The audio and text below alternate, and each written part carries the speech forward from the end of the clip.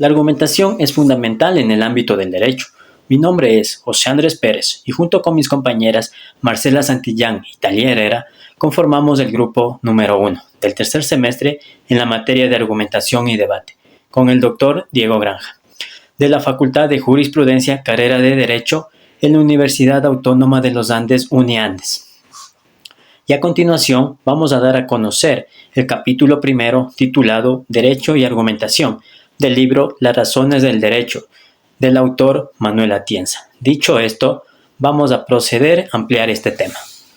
Mi nombre es Marcela Santillán, estudiante del tercer semestre de Derecho de la Universidad Regional Autónoma de los Andes. Como parte de introducción del libro Las razones del derecho de Manuel Atienza, en referencia a este primer capítulo, entendemos como puntos vitales de esta rama del derecho que el libre ejercicio de la profesión y llevar a cabo la práctica implica como instrumento principal del jurista el argumentar. Se entiende de igual manera a un buen jurista a la persona que sabe manejar, controlar y exponer sus ideas y argumentos con habilidades, mas sin embargo en la actualidad se ha visto muchos juristas que jamás han sabido sobre la teoría de la argumentación jurídica como tal, por lo que la persona que lo lee sabe y comprende la importancia de leer este increíble libro que posee muchas herramientas para el desenvolvimiento diario de cualquiera de las actividades relacionadas con un jurista del derecho en cualquiera de sus panoramas. Es decir, que la lectura de este libro nos ayudará de manera crucial a mejorar nuestras capacidades argumentativas, teniendo en cuenta que el derecho consiste en una actividad fundamental, el argumentar en todas sus fases. Si bien el primer capítulo de este libro nos habla de varios temas como son el establecimiento de normas jurídicas, lo cual nos indica que la argumentación se utiliza en la creación de leyes, la identificación de problemas sociales y la formulación de soluciones mediante legislación o la presentación de casos ante órganos judiciales o administrativos. Tenemos como la segunda fase, que sería la aplicación de normas jurídicas, en la cual los administradores de la justicia utilizan la argumentación para interpretar y aplicar leyes en casos específicos, y ya sea basándose en los hechos o en cuestión de derechos. Así también la dogmática jurídica, la cual nos indica que la argumentación también desempeña un papel importante en la dogmática jurídica, que implica el ordenamiento y la disciplina en el ámbito legal, proporcionando criterios para la producción y la aplicación de leyes, así como la sistematización de las áreas del derecho, ¿no? El capítulo también explora dos procesos de argumentación distintos. Uno es los órganos aplicadores, que resuelven casos concretos, mientras que los dogmáticos se ocupan de los casos abstractos, lo que puede llevar a la declaración de inconstitucionalidad en situaciones delicadas. Además, el autor también introduce los conceptos de contexto de descubrimiento y contexto de justificación, que son esenciales para comprender la validez de la argumentación jurídica. La explicación se refiere a la actividad de descubrir y anunciar teorías, mientras que la justificación implica validar esas teorías. A menudo mediante análisis lógico. Por ejemplo, un juez puede justificar su decisión basándose en una norma legalmente específica. Y en relación con estos contextos se menciona la distinción entre actitud descriptiva y prescriptiva. La descripción implica señalar las figuras legales infringidas y cómo llevaron a una decisión, mientras que la prescripción implica recomendar cambios procesales para mejorar las decisiones judiciales. Finalmente se discute el concepto de validez deductiva, que se refiere a la lógica deductiva utilizada en el razonamiento jurídico, donde se parte de principios generales y se llega a la conclusión específica. El autor enfatiza que esta forma de razonamiento es fundamental en el derecho. Y en resumen, en el primer capítulo del libro Las razones del derecho, el capítulo Derecho y Argumentación de Manuel Atienza aborda la importancia de la argumentación en el derecho y los diferentes contextos en los que se implica o aplica la necesidad de explicar y justificar las decisiones jurídicas, así como validez de la lógica deductiva en el razonamiento legal. En esta exposición exploraremos el razonamiento jurídico de las razones del derecho de Manuel Atienza, enfocándonos en corrección formal y corrección material de los argumentos. Los argumentos deductivos se basan en la corrección formal, donde la conclusión sigue necesariamente de las premisas. Sin embargo, en el derecho y la vida cotidiana, la lógica deductiva enfrenta desafíos al no considerar cuestiones materiales. Es crucial evaluar la veracidad o plausibilidad de las premisas, distinguir argumentos válidos de inválidos. En estos contextos es un desafío, además de las falacias formales. Como el argumento ad ignorantiam, existen falacias no formales como el ad hominem. En resumen, la lógica deductiva es valiosa pero limitada en contextos no formales. Reconociendo estas limitaciones y las falacias, mejoramos nuestra capacidad para distinguir argumentos sólidos de falaces, esencial para decisiones informadas y razonamiento crítico en la vida diaria. En esta sección exploraremos la relación entre lógica y normas en el derecho y la moral, con un enfoque en el silogismo teórico y práctico.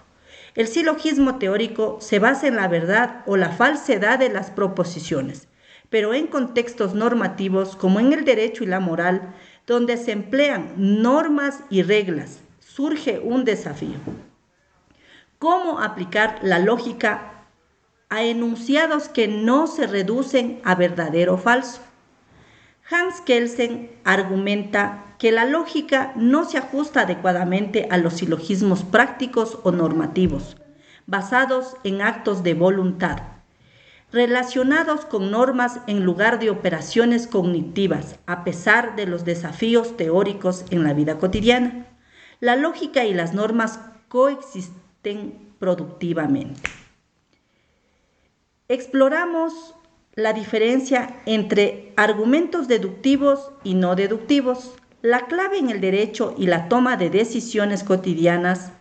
Los deductivos garantizan la conclusión desde las premisas, mientras que los no deductivos, como el del detective en Dupin, respaldan pero no garantizan la conclusión, permitiendo otras explicaciones. Esta distinción es esencial en casos legales y decisiones cotidianas.